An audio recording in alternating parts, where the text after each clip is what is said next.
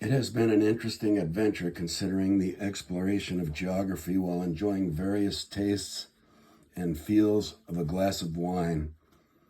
These last few weeks have made me think about the diffusion of grapes from the Old World to many other parts of the world and the impact to taste that the region's terroir has.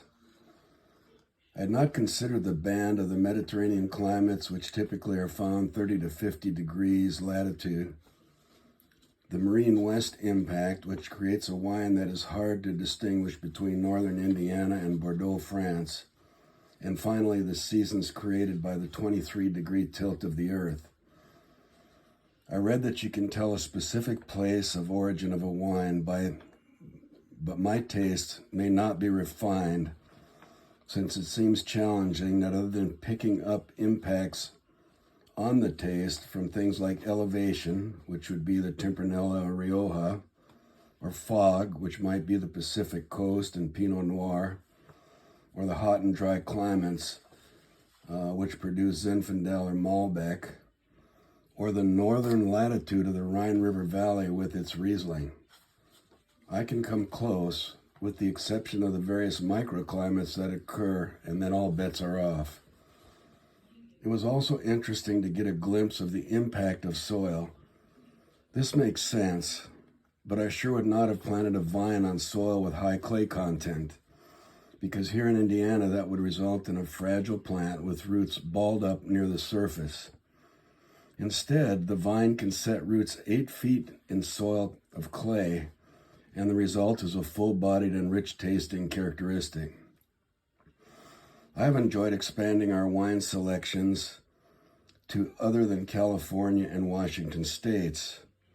Rioja from Spain has always been on my list, but with an understanding of the diffusion worldwide of vines originating in the Caucasus Mountains of southern Russia to the prime wine areas of Italy, France, Portugal, and Spain, and then to North America, South America, and other parts of the world, our choices for really good dry wines have greatly expanded.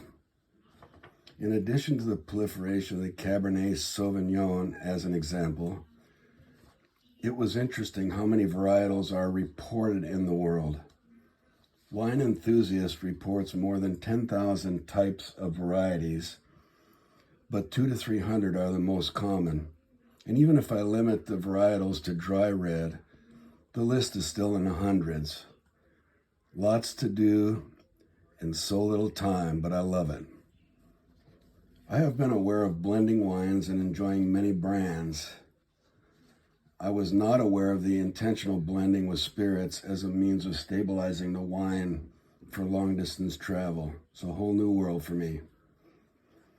It seems a bit obvious that vineyards would be at risk from weather patterns of drought, frost, hail, floods, etc. Then consider the impacts of pest invasions such as the Phylloxera insect that devastated the wine regions in Europe in late 1800s, but did not reach places like Chile. Bad stuff, but how challenging is it for those vineyards producing wine using a botrytis mold to accomplish high-quality dessert wine such as the Sauternes from Bordeaux, France? Like making wine is not hard enough. In conclusion, I had never heard of a wine region of Mendoza, Argentina, but while visiting with family last month in California, the neighbors had just returned from a wine vacation in Mendoza. Now I was actually able to carry on a bit of a conversation.